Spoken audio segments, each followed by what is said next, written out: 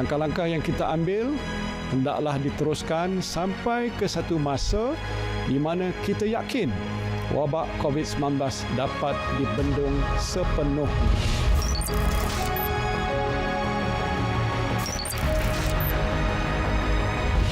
Berdasarkan data-data yang dibentangkan kepada saya oleh Kementerian Kesihatan, saya dapati bahawa usaha-usaha untuk membendung wabak COVID-19 masih perlu diteruskan. Walaupun angka-angka menunjukkan perkembangan yang positif, langkah-langkah yang kita ambil hendaklah diteruskan sampai ke satu masa di mana kita yakin wabak COVID-19 dapat dibendung sepenuhnya. Sehubungan itu, saya ingin mengumumkan bahawa Perintah Kawalan Pergerakan PKP yang dijangka berakhir pada 28 April 2020 akan dilanjutkan untuk tempoh 2 minggu lagi, iaitu sehingga 12 Mei 2020.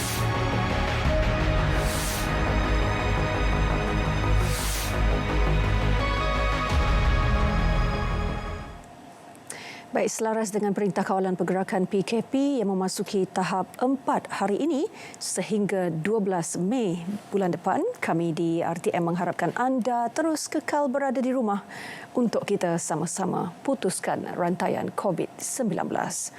Salam sejahtera, saya Hazel Desmond dan anda sedang menonton BIS Malaysia edisi 29 April 2020. Selain bersiaran di TV1 dan saluran berita RTM, anda juga boleh ikuti kami di Facebook Live dan YouTube BIS Malaysia.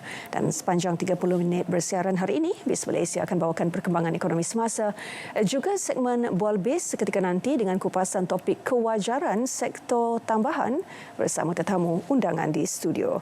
Baik, sebelum itu saya kongsikan terlebih dahulu perkembangan berita mengenai RHB Banking Group yang telah meluluskan permohonan kemudahan bantuan khas SRF sebanyak RM500 juta kepada lebih 700 perusahaan kecil dan sederhana PKS. Ini bagi membantu mengurangkan masalah aliran tunai jangka pendek mereka berikutan pandemik COVID-19.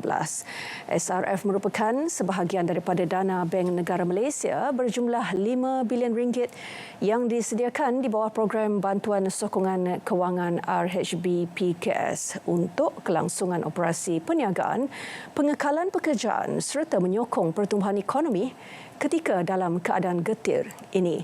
PKS yang layak boleh mendapatkan pembiayaan modal kerja sehingga RM1 juta pada kadar pembiayaan sebanyak 3.5% setahun dan ini merangkumi yuran jaminan dengan tempoh maksimum sehingga 5.5 tahun termasuk tempoh 6 bulan moratorium. Fasiliti ini disediakan di bawah pembiayaan bertempoh dan mempunyai 80% jaminan pelindungan oleh Credit Guarantee Corporation Malaysia Berhad CGC atau Syarikat Jaminan Pembiayaan Perniagaan Berhad SJPP. Sepanjang tempoh PKP, pemilik perniagaan yang layak boleh mengemukakan permohonan untuk SRF melalui platform pembiayaan dalam talian PKS RHB.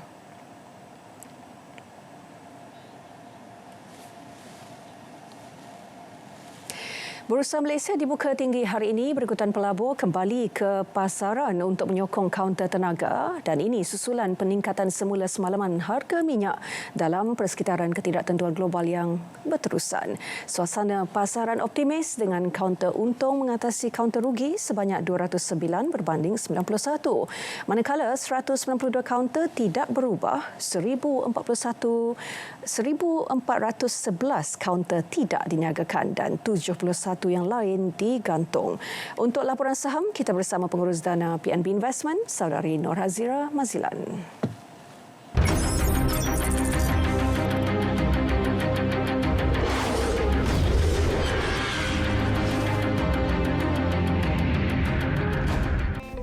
Bursa Malaysia dibuka tinggi pada awal sesi dagangan pagi apabila para pelabur memberi reaksi positif berikutan kerajaan membenarkan sektor ekonomi yang diluluskan ketika Perintah Kawalan Pergerakan PKP beroperasi dengan kapasiti penuh tanpa sekatan masa mulai hari ini. Tambahan pula, langkah ini dapat menangani krisis ekonomi semasa dan akan akan memberi impak positif kepada pendapatan syarikat khususnya perusahaan kecil dan sederhana.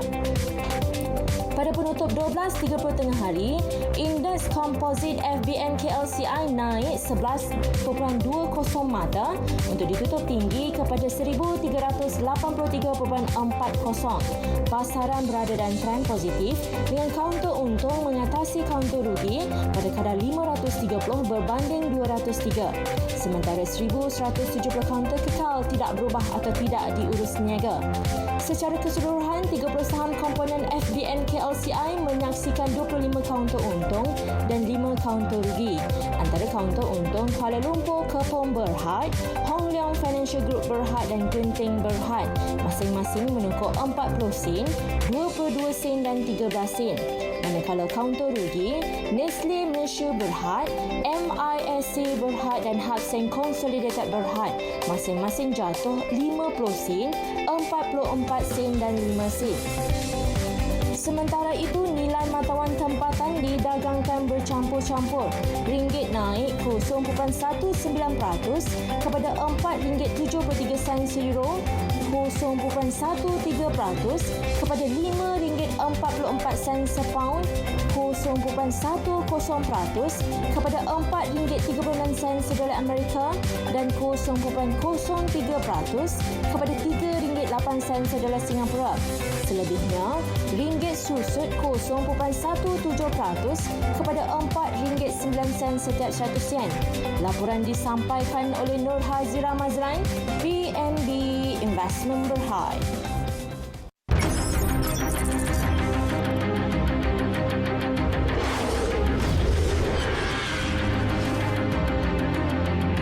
Sempena bulan Ramadan yang mulia ini, tingkatkan jihad kita untuk memerangi COVID-19.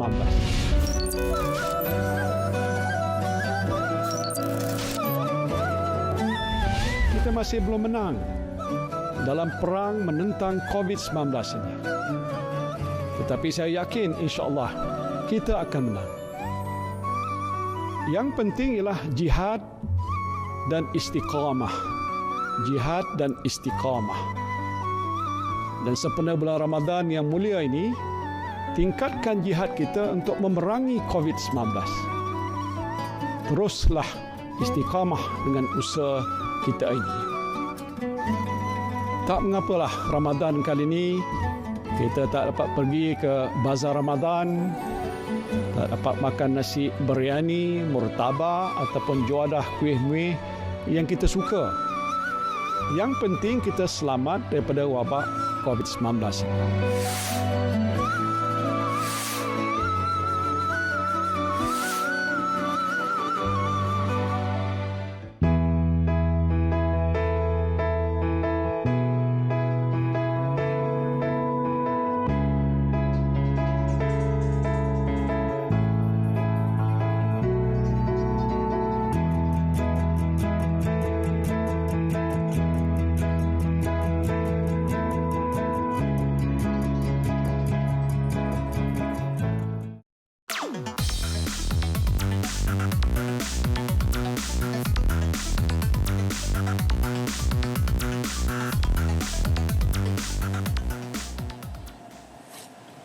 Baik, kerajaan mempertimbangkan dan memberi kelulusan beroperasi kepada pihak industri pembuatan yang mengeluarkan produk-produk yang ditakrifkan sebagai kritikal. Seperti mana dijelaskan oleh Majlis Keselamatan Negara MKN, kelulusan ini adalah tertakluk kepada syarat-syarat tertentu dalam memastikan objektif utama pengawalan penularan wabak COVID-19 tercapai dengan sebaiknya. Bagaimana pula dengan sektor tambahan yang lain? Kewajaran sektor tambahan, topik kita pada hari ini, akan saya ajukan kepada tetamu undangan di studio, Encik Muhammad Azmi bin Muhammad Amin, Remiser dari Maybank Investment. Terima kasih Encik Azmi kerana bersama kami petang ini. Baik, Encik Azmi, terus saja kepada persoalan. Selepas lebih sebulan Malaysia melaksanakan Perintah Kawalan Pergerakan PKP, apa yang boleh Encik Muhammad katakan mengenai impaknya kepada ekonomi negara? Baik, apabila berlakunya krisis ekonomi, perkara pertama yang akan terkesan adalah pekerjaan. Lebih-lebih lagi krisis kali ini berkaitan dengan kesihatan. Ini telah meletakkan Malaysia di bawah PKP, di mana kat sini lebih banyak barang ataupun produk perkhidmatan ataupun tenaga kerja tidak dapat bergerak. Okey, jadi ini boleh mengakibatkan lebih ramai orang akan kehilangan pekerjaan. Okey, jadi walaupun kerajaan telah membentangkan pakej rangsangan ekonomi seperti memberi subsidi gaji untuk membantu perniagaan-perniagaan ini, tetapi ianya masih bergantung kepada daya tahan sesebuah syarikat tersebut. Oleh itu, seperti yang telah diumumkan oleh Bank Negara, kadar pengangguran Malaysia tahun ini dianggarkan sekitar 4%, dan dalam senario paling teruk yang dijangkakan oleh Malaysian Institute of Economic Research, kadar pengangguran ini boleh meningkat sehingga 9.2%. Okey. Jadi sektor paling teruk terjejas adalah sektor perkhidmatan. Ini kerana aktiviti dalam sektor ini memerlukan human to human contact. Jadi sebarang aktiviti yang tidak dapat dilaksanakan di atas talian akan memberi impak kepada perniagaan tersebut. Dan sektor ini juga merupakan sektor yang paling penting kerana ianya merupakan sumber pertumbuhan bagi pekerjaan berbanding sektor perkilangan yang banyak didorong oleh dana-dana pelaburan asing yang membuatkan sektor perkilangan ini lebih sophisticated, di mana barangan dikeluarkan menggunakan bergantung kepada mesin-mesin dan peralatan-peralatan yang lebih canggih. Manakala sektor-sektor perindustrian pula dia lebih bergantung kepada kebolehan pekerja-pekerjanya. Jadi selain itu, perkara yang kita bimbang ketika ini adalah kadar hutang isi rumah. Okey. Ini kerana pada ketika ini lebih ramai orang akan terjejas mengalami kesukaran untuk membayar pinjaman apabila pendapatan mereka terjejas akibat sama ada dibuang kerja ataupun dipotong gaji. Okey. Jadi ini akan menyebabkan mereka mengurangkan perbelanjaan dan seterusnya menjurus kepada permintaan yang lebih lemah dan ekonomi yang lebih perlahan. Jadi impaknya terus kalau boleh saya rangkumkan apa yang Encik Mohamad katakan tadi, impak paling besar ketika ini yang paling jelas ialah dari segi subsidi impak kepada pekerjaan, peningkatan kadar pengangguran kepada 4%, dan juga risiko hutang isi rumah yang lebih tinggi. Betul. Baik, kalau kita boleh sentuh mengenai langkah kerajaan yang telah membenarkan beberapa sektor ekonomi tambahan beroperasi secara berperingkat sejak 18 April yang lalu. Encik Mohamad lihat bagaimana langkah ini mampu menyelamatkan impak yang dikatakan Encik Mohamad tadi. Okey, lebih kurang 8 sektor tambahan telah dibenarkan untuk beroperasi semula. Antaranya adalah sektor otomotif dan projek-projek berkaitan projek-projek pembinaan dan perkhidmatan berkaitan pembinaan. Jadi secara ringkasnya, lebih banyak syarikat sekiranya dibenarkan untuk beroperasi adalah lebih baik untuk ekonomi. Ini kerana kebanyakan syarikat-syarikat ini telah pun menghadapi pelbagai cabaran seperti tekanan terhadap aliran tunai, kemampanan syarikat dan juga kehilangan pekerjaan semenjak daripada perang dagangan antara Amerika Syarikat dan China lagi. Okey. Dan selain itu, industri tempatan dan juga syarikat-syarikat yang beroperasi di Malaysia juga berisiko untuk kehilangan pasaran ekspornya. Okey. Jadi langkah-langkah dengan membenarkan beberapa lagi sektor tambahan untuk beroperasi semula, ini dapat meringankan beban yang ditanggung oleh syarikat-syarikat berkenaan. Dan Encik Mohamad lihat bagaimana inisiatif ini akan memberi anjakan kepada pemulihan sistem rantaian bekalan barangan dan perkhidmatan untuk memenuhi permintaan domestik dan juga luar negara.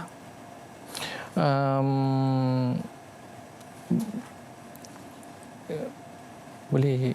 Okey, pemulihan dari segi apabila kerajaan membenarkan beberapa sektor ekonomi tambahan ini beroperasi secara berperingkat, bagaimana inisiatif ini akan memberi anjakan ataupun menyumbang kepada pemulihan sistem rantaian bekalan dalam negara? Okey, pertama sekali seperti yang saya kata, dia benarkan sektor-sektor otomotif tadi untuk dia beroperasi semula. Jadi kebanyakan sekarang ni apa yang berlaku, rencatan dalam bekalan rantaian bekalan global ini, apabila sesebuah negara mengenakan perintah kawalan ataupun disekat pintu masuknya. Jadi komponen-komponen ini tidak dapat dihasilkan dan dihantar kepada negara-negara lain untuk membuat satu lagi produk yang baru. Jadi dengan membenarkan sektor-sektor tambahan yang kita panggil non-essential ini beroperasi, ia dapat menyediakan satu produk yang boleh yang sempurna untuk dipasarkan di pasaran. Kalau tadi kita lihat visual sektor pembinaan antara yang juga telah dibenarkan beroperasi semula, tetapi melihat kepada sistem rantaian bekalannya, adakah sebenarnya sektor pembinaan ini boleh beroperasi dalam skala yang maksimum apabila bekalan bahan asas untuk pembinaan mungkin ada yang masih tersekat? Ya. Sekarang ni kalau kita tengok ada beberapa sektor yang masih lagi tidak dianggap sebagai penting ataupun asas. Ianya masih lagi tidak mendapat kebenaran untuk beroperasi secara penuh. Jadi sebagai contoh saya ambil dari sektor pembuatan keluli, sama ada keluli yang digunakan untuk pembinaan maupun keluli yang digunakan untuk barangan otomotif ataupun barangan elektrik. Okey. Jadi sektor-sektor ini juga perlulah diberikan kebenaran untuk beroperasi kerana apabila mereka tidak dibenarkan, kilang-kilang mereka ini telah ditutup serta-merta. Okey. Jadi apabila ditutup serta-merta, mesin-mesin ataupun furnace yang digunakan oleh syarikat-syarikat ini berpotensi mengalami kerosakan. Okey, dan untuk mereka beroperasi semula dengan secara normal, ianya akan mengambil masa yang lebih lama. Jadi selain itu, kalau kita tengok cabaran-cabaran industri besi ini juga, dia mengalami cabaran-cabaran lain. Bukan saja mereka tidak boleh beroperasi ketika perintah kawalan pergerakan, mereka juga sudah lama mengalami masalah lambakan besi import yang murah di dalam pasar Malaysia, terutamanya daripada negara China, Korea, Jepun dan juga Vietnam. Jadi besi import ini telah dijual pada harga yang lebih rendah di pasaran kita berbanding di pasaran domestik negara-negara tersebut.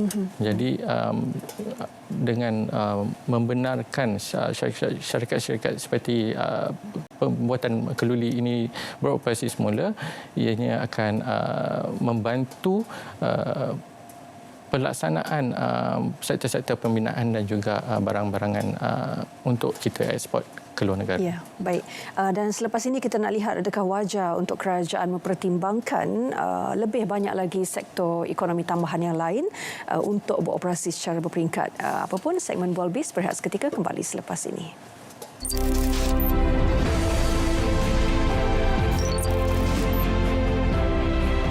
Kita buat benda tu sekali, dua kali, dia tidak menjadi habit.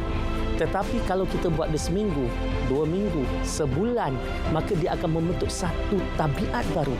Iaitu tabiat yang mana setiap kali azan, cepat-cepat ambil wuduk, cepat-cepat solat. Itu adalah satu perkara yang kita boleh bina sepanjang PKP ni. Iaitu bina supaya azan itu menjadi satu Swiss untuk menepati waktu.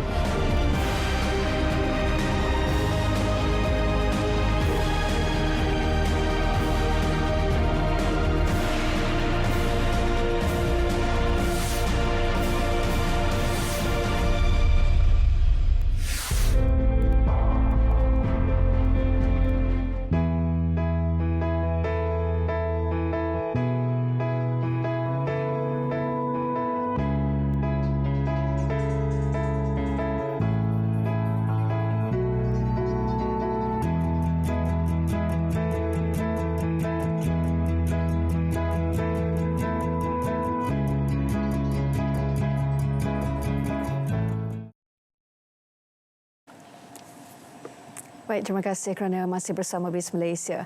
Selain bersiaran di TV1 dan juga saluran berita RTM, anda juga boleh ikuti kami di Facebook Live dan YouTube BIS Malaysia. Baik, masih lagi bersama saya di studio ketika ini, Remizer Maybank Investment, Encik Muhammad Azmi bin Muhammad Amin untuk sama-sama berkongsi pandangan mengenai kewajaran sektor tambahan sepanjang Perintah Kawalan Pergerakan PKP. Mengambil kira perkembangan COVID-19, kes COVID-19 yang sudah ada tanda-tanda pemulihan dalam negara. Encik Azmi melihat adakah wajar untuk kerajaan mempertimbangkan lebih banyak lagi sektor ekonomi tambahan lain untuk mula beroperasi secara berperingkat? Okey, pada pendapat saya ianya wajar kita pertimbangkan lebih banyak sektor yang sebelum ini tidak mendapat kebenaran untuk beroperasi. Untuk beroperasi secara berperingkat, mungkin pada kapasiti separuh. Okey. Jadi apa yang penting sekarang ni, mereka perlulah mengikut garis panduan yang ditetapkan oleh Kementerian Kesihatan Malaysia seperti penjarakan sosial, penjagaan kesihatan dan juga saringan kesihatan. Ini nanti akan menjadi satu kebiasaan baru di tempat kerja lah. Okey. Jadi kalau kita lihat sekarang ni apa yang syarikat-syarikat yang tersenarai dalam Bursa Malaysia sendiri yang terkesan dengan Perintah Kawalan Pergerakan, mereka juga telah mencuburi sektor-sektor penting seperti penyediaan peralatan kesihatan seperti ventilator, penutup muka. Okey. Jadi ini bagi menjana pendapatan yang baru untuk menggantikan pendapatan yang telah hilang ketika mengharungi COVID-19 ini. Jadi syarikat-syarikat di Bursa Malaysia ini mereka masih lagi beruntung sebab mereka masih mempunyai akses kepada modal daripada pemegang-pemegang saham. Tapi bagaimana pula dengan syarikat-syarikat yang lebih kecil dan sederhana? Okay, jadi bagi saya ianya wajar untuk kita pertimbangkan lebih banyak sektor untuk dibenarkan untuk beroperasi secara berperingkat. Apa agaknya sektor utama yang dilihat penting untuk dipertimbangkan kerajaan dalam langkah tambahan ini sekiranya diambil? Okey, jadi macam saya sebutkan tadi, sektor yang kita boleh lihat adalah sektor pembuatan keluli. Okey, kerana ianya adalah kita panggil komplement kepada sektor-sektor lain seperti sektor pembinaan dan juga sektor automotif dan juga sektor pembuatan barangan elektrik. Okey. Jadi mereka juga perlu diberikan kebenaran untuk beroperasi. Selain itu mereka dapat untuk memulakan semula operasi mereka akan mengambil masa yang lama kerana peralatan mereka seperti furnace yang saya sebutkan tadi boleh mengalami kerosakan jika ianya ditutup pada masa yang tempoh yang lama. Okey. Jadi sektor-sektor lain juga mungkin kita boleh tengok daripada bancian yang dibuat oleh Jabatan Statistik Malaysia, di mana mereka juga lihat antara sektor-sektor lain yang terjejas terutamanya dari segi kadar pengangguran adalah sektor yang melibatkan industri perladangan, industri perikanan, industri hiburan, seni dan hiburan dan juga perkhidmatan makanan. Itu yang kalau boleh kita nak buka sepenuhnya operasi tapi tertakluk jugalah kepada protokol keselamatan dan kesihatan. Saya rasa paling penting ketika ini rungutan yang kerap kita dengar, kedai gunting rambut. Sektor perkhidmatan gunting rambut tu macam mana Cik Muhammad? Okey, jadi sekarang ni sebelum ni memang kerajaan mula telah membenarkan di mana kedai-kedai gunting rambut ini dibenarkan beroperasi. Tetapi ini telah mendapat satu tentangan daripada netizen terutamanya apabila mereka menyuarakan bahawa perkhidmatan seperti pemotongan rambut ini berisiko tinggi untuk dijangkiti COVID-19. Okey, jadi pada pendapat saya sektor-sektor yang masih lagi mempunyai risiko tinggi disebabkan close contact antara individu ini belum lagi boleh dibenarkan. Saya kira mungkin masih belum boleh dibenarkan operasi sepenuhnya sehinggalah pemilik kedai gunting rambut itu sendiri mungkin boleh suarakan cadangan kepada pihak kerajaan dengan langkah yang mungkin keluarkan langkah-langkah yang lebih kreatif ataupun inovatif untuk menyediakan perkhidmatan gunting rambut. Dan Encik Muhammad lihat bagaimana kerajaan dapat memastikan kestabilan dan kelangsungan ekonomi dalam membentong pandemik COVID-19. Kerana selepas ini kita lihat apa yang paling penting ialah langkah untuk mengekalkan pekerjaan. Subsidi upah dilihat mencukupi ketika ini atau bagaimana? Baik, sekarang ni apa yang penting sebenarnya untuk memastikan kestabilan dan kelangsungan ekonomi ketika mengharungi COVID-19, kerajaan perlu, yang pertama perlu mewujudkan ataupun membentangkan satu dasar yang lebih terperinci bagi menarik pelabur asing. Okey, ini kerana kalau kita lihat syarikat-syarikat multinasional terutamanya, mereka telah mendapat satu pengajaran di mana mereka tidak boleh menumpukan pengeluaran sesuatu barang di sesuatu kawasan saja. Okey. Jadi kita ambil contoh sekarang ni di China, ya, apabila virus COVID-19 ini menular, kerajaan China telah menutup dan menyekat kilang, bandar dan juga sistem pengangkutan di kawasan tersebut, dan ini telah ini telah merencatkan bekalan rantaian bekalan global.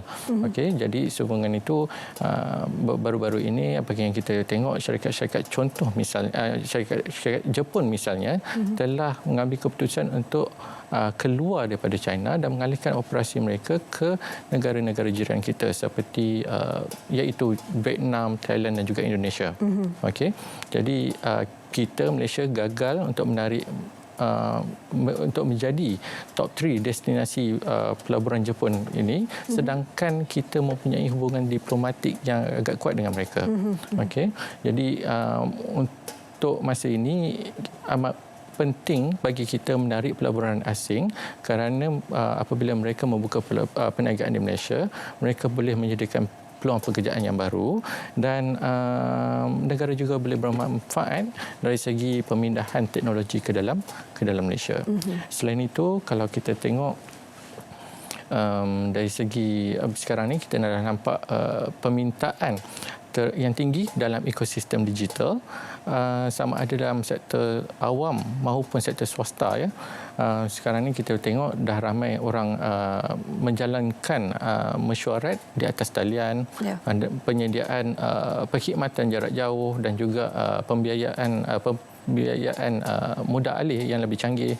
Okey, jadi kerajaan juga perlu menyediakan ataupun memperbaiki infrastruktur seperti jalur penggunaan jalur lebar yang lebih meluas ke seluruh negara bagi menyokong ekosistem digital ini. Ya, baik. Dan mungkin soalan terakhir saya, Encik Azmi, kalau dilihat pakej ransangan ekonomi prihatin dengan suntikan RM250 bilion disusuli RM10 bilion tambahan, adakah memadai usaha ini atau ada keperluan untuk tambahan lain selaras dengan lanjutan tempoh PKP? Okey, jadi pada pandangan saya sebarang penambahan pada ketika ini masih tidak mencukupi untuk menampung keseluruhan sektor-sektor yang terkesan akibat COVID-19 ini. Okey. Jadi kerana masalah utama yang dihadapi sekarang adalah permintaan yang runtuh serta penularan COVID-19 yang telah merencatkan rantaian bekalan global. Okey. Jadi selain itu kita juga terdapat kekangan kewangan di mana kita telah dikejutkan dengan kejatuhan harga minyak yang teruk, dan ini akan mempengaruhi ataupun akan mengurangkan pendapatan cukai daripada syarikat minyak dan juga dividen yang diberikan kepada kerajaan. Dan selain itu ketiadaan cukai GST juga. Okay, kita tengok apabila telah ditukar kepada SST, kita juga melihat kutipan cukai dari sumber tersebut berkurangan hampir 50%. Okey. Jadi sekarang ini bagi pendapat saya pemangkin utama yang diperlukan pada ketika ini adalah pembukaan semula ekonomi, sama ada ekonomi dunia ataupun ekonomi tempatan, supaya aktiviti ekonomi dapat dijalankan semula dan syarikat-syarikat dapat menjana pendapatan dan orang ramai boleh kembali bekerja. Baik. Terima kasih Encik Muhammad Azmi bin Muhammad Amin berkongsi pandangan bersama BIS Malaysia petang ini. Baik, segmen Bual BIS itu tadi menutup BIS Malaysia untuk hari ini. Terus setia bersama RTM untuk perkembangan sahih semasa mengenai COVID-19. Patuhi perintah kawalan pergerakan dengan kekal berada di rumah dan sentiasa jaga kebersihan diri. Bersama kita putuskan rantaian COVID-19. Saya Zul Desmond, salam hormat. Kita jumpa lagi.